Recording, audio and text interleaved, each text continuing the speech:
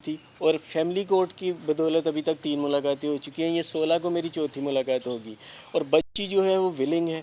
बच्ची ने बारहा चाइल्ड प्रोटेक्शन के अंदर भी वो रोज़ाना उन्हें बोलती है कि मैंने अपने घर जाना है और मुझे अगर कोई चीज़ चाहिए मैं लिख कर देती हूँ ताकि वो चीज़ जज साहब तक पहुँचाई जाए, मुअज़्ज़िज़ अदलिया तक। लेकिन उसके बावजूद जो है मेरी बच्ची वहीं पे स्टक है और हमें आज उम्मीद थी कि आज 10 तारीख को बच्ची की जो विल है वहाँ पे जमा हुई है, वो यकीनन हमारे ही हक़ में है और उसके बाद जज साहब जो हैं वो बच्ची को हमारे हवाले कर देंगे। लेकिन एक नई टैक्टिक्स आ गई।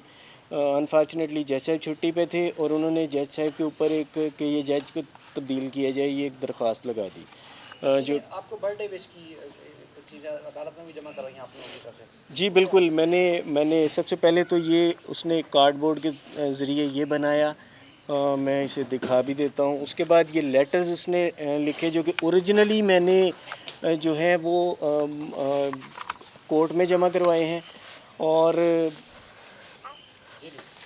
ओरिजिनली मैंने वो लेटर्स कोर्ट में जमा कराए हैं। ये मेरे पास उनकी कॉपीज़ हैं। मैं चूँकि ये कोर्ट की तरफ से रिस्ट्रिक्शन है, मैं मीडिया पे ये लेटर्स ला नहीं सकता, लेकिन मैं ये आपको दिखा रहा हूँ कि ये लेटर्स हैं वो आप अगर आप इन्हें पढ़ना चाहें आप पढ़ सकते हैं।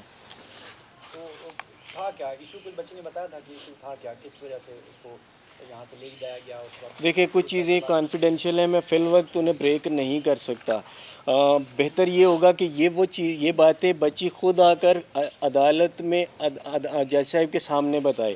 फ़िल वक्त सिर्फ इतना कहना चाहूँगा कि बच्ची घर आने के लिए विलिंग है और बच्ची जो है वो बार बार ये इसरार कर रही है कि उसे घर भेजा जाए। लेकिन मेरी समझ से बाहर है कि जब बच्ची विलिंग है, बच्ची माइनर है, तो कौन सा ऐसा कानून है जो बच्ची को रोक रहा है और मैं किसके आगे फरियाद करूं? मुझे एक चीज़ समझ नहीं आ रही कि जब आप देखें, आप लोग सब कोर्ट रिपोर्टर्स हैं, आपके लिए ऐसे केसेस रोज़ाना आते हैं। बच्ची कोर्ट में आके बयान देती है और उसे फ़ौरन भेज दिया जाता है, भले ही उसके पास कोई एविडेंस ना हो। जैसे इस केस में भी बच्ची के पास कोई एविडेंस नहीं था, मैं तमाम डॉक्यूमेंट्स लेकर खड़ा रहा। एट दी एंड वो सारी चीज़ें प्रूव हुई, मेडिकल बोर्ड बना सुप्रीम कोर्ट के आर्डर पे और बच्ची माइनर डिक्लेयर हुई। अब बच्ची जब खुद बोल रही है कि मैंने घर आना है, तो अब बच्ची को क्यों वापसी आने नहीं दिया जा रहा? मैं इसीलिए सुप्रीम कोर्ट ऑफ पाकिस्तान के चीफ़ जस्टिस साहब, मुअज़्ज़िज़ चीफ़ जस्टिस से और सिंध हाई कोर्ट के मुअज़्ज़िज़ चीफ़ जस्टिस, मैं इन दोनों से अपील करता हूँ कि काइंडली इस केस के अंदर नज़रसानी फरमाइए। मेरी बच्ची एक इंसान है, जीती जागती है, वो तकलीफ़ में है, वो घर वापस आना चाह रही है। मैं बताइए मैं किस अदालत के आगे, किसके आगे मैं दरवाज़ा खटखटाऊँ? मैं 8 महीने से ये केस आप सबके सामने है और हैरत की बात यह है कि 8 महीने गुजर जाने के बावजूद इस केस का ट्रायल प्रॉपरली स्टार्ट नहीं हो सका। तो मैं क्या करूं? मैं हर फॉरम पे हर पैमाने पर मैंने ये जंग लड़ी है और मैं इंशाल्लाह आगे भी लड़ता रहूँगा जब तक मेरी बच्ची मेरे अंदर सकत है और मेरी बच्ची मुझे वापस नहीं मिल जाती। लेकिन मेरा सवाल ये है कि मैं अदलिया को आखिर ये चीज़ सोचनी चाहिए। एक बच्ची माइनर डिक्लेयर हो चुकी है, बच्ची की विल सामने आ गई है, तो बच्ची को तो फ़ौरन वापस उसके घर वापस भेजना चाहिए। अब क्यों वापसी नहीं भेजा जा रहा है? आप सब गवाह हैं इस चीज़ के। कितनी फुर्तियाँ दिखाई गई थी जब बच्ची ने कहा था कि मैंने मुलज़िम के साथ जाना है।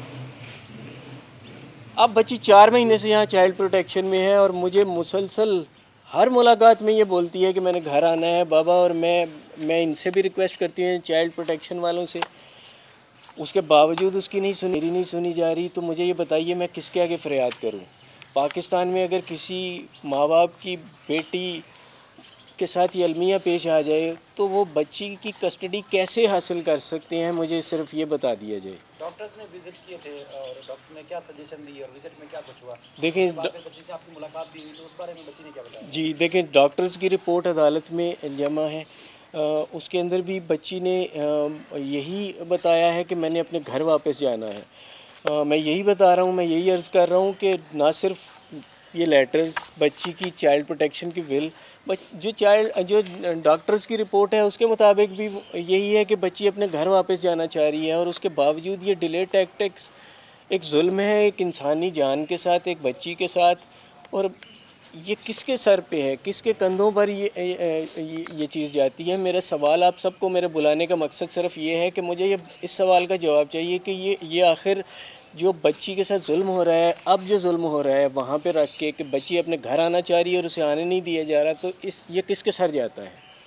अच्छा, मुर्दमान साइड से कहा जाता है कि उनको सुना नहीं गया, आपकी दरख्वास्त के ऊपर चाइल्ड प्रोटेक्शन वालों को नोटिस कर दिया गया, वो फरीक हैं, सुना जाना चाहिए था, एकतरफा हो रहा है। देखिए, पहली बात ये कि वो मुलजिम है और बच्ची माइनर डिक्लेयर्ड है।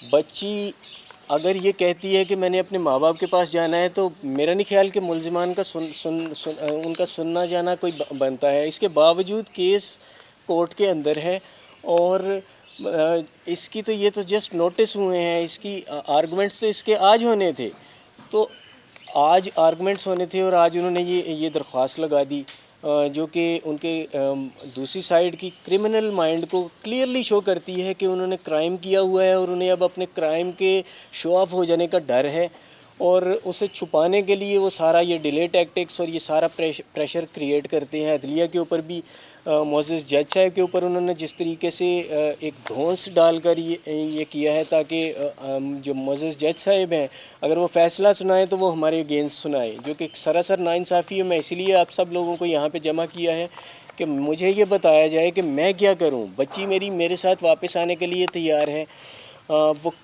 चाहे वो किसी भी प्लेटफॉर्म के ऊपर उसे बुलाया जाए, वो अपने माँ बाप के पास वापस आने के लिए तैयार है। उसकी विल वहाँ पर पड़ी हुई है, मेडिकल बोर्ड के अंदर उसकी विल लगी हुई है। ये मेरे पास उसके लेटर्स हैं जिसमें उसने क्लियरली लिखा है कि मैंने अपने घर अपने माँ बाप के पास वापस जाना है। उसके बावजूद ये सारी हरकतें की जा रही हैं जो कि सरासर नाइंसाफ़ी है। आपकी क्या बात हुई, मीटिंग हुई, 3-4 दफ़ा बहनें भी साथ गई थी, तो शेयर करेंगी? जी, जब भी जाते हैं तो जाहिर सी बात है कि बच्ची को देखते हैं तो वो उसको भी बर्दाश्त करना बहुत मुश्किल होता है अपने माँ बाप को देखकर, और हमें भी। और वो एक एक दिन गिनती है वो, और जब हमने जाना होता है वो कहती है मुझे रात भर मैं सोती नहीं हूँ, मैं वेट करती रहती हूँ, घंटे गिनती रहती हूँ। तो मेरी बच्ची आना चाहती है। देखिए, इन्होंने इतना जुल्म किया, पहले मेरे हस्बैंड और उसके बाप को बदनाम किया जी, मेरे पे इल्ज़ाम लगाए, मेरे घर वालों पे इल्ज़ाम लगाए, मेरे भाइयों पे इल्ज़ाम लगाए, मेरी बहनों पे इल्ज़ाम लगाए। हमने सब बर्दाश्त किया। तो अब मेरी बच्ची घर आना चाहती है और वो ये लोग मतलब इनकी इतनी पावर है कि कभी भी किसी भी जज को कुछ बोल देंगे, किसी को भी बोल देते हैं, इनको कोई रोकने वाला नहीं है कोई भी। ये कहाँ होता है, अगर बच्ची बोलती मैंने उनके साथ जाना तो 1 सेकंड लगता है, माँ बाप की नहीं सुनते, कुछ भी नहीं करते, भेज देते। अब बच्ची चीख चीख के बोल रही है वहाँ पे कि मैंने आने, अब तो लेटर हर चीज़ आ चुकी है, उसके बावजूद ये जाकर बोल रही है जज ठीक नहीं है, ये चीज़ नहीं है। बच्ची आना चाहती है, इतना जुल्म कर रहे हैं, उसकी ज़िंदगी तबाह कर रहे हैं। मेरा घर तबाह कर दिया इन लोगों ने, हमारी ज़िंदगी तबाह कर दी है, मेरे बच्चों का मुस्तकबिल ख़राब करके रख दिया इन लोगों ने। हुकूमत से, अदालतों से क्या कहेंगी? यही कहना चाहती हूँ, देखें कितनी बच्चियों के साथ ऐसा होता है, जब वो बच्चियाँ कहती हैं मैंने अपने माँ बाप के पास जाना है, फ़ौरन कोर्ट ऑर्डर देती है तो ये फ़ौरन बच्चों को दे दिया जाता है। लेकिन ये हमारे केस में ये लोग पता नहीं नए से नई चीज़ें निकालते हैं, नए से नए इल्ज़ाम लगाना और ये चीज़ें करना, और फिर ये जिसको चाहे इल्ज़ाम लगा देते हैं और वो दूसरे लोग डर के बैठ जाते हैं। तो जब मेरी बच्ची के लिए आना है तो उसको कौन रोक सकता है माँ बाप के पास आने से, या जो बच्चा जहाँ भी जाना चाहे। तो आपकी जब पहली मुलाकात हुई तो वो कैसी रही? बच्ची क्या दबाव में थी, खौफ में थी? और आपकी 5-6 मुसलसल मुलाकातें रही हैं, जब बच्ची को आपने तसल्ली दी है कि आप उनके साथ हैं, तो आखिरी मुलाकात आपकी कैसी रही? आखिरी मुलाकात तो उसको यही तो उम्मीद थी कि बस जैसे वो मुलाकात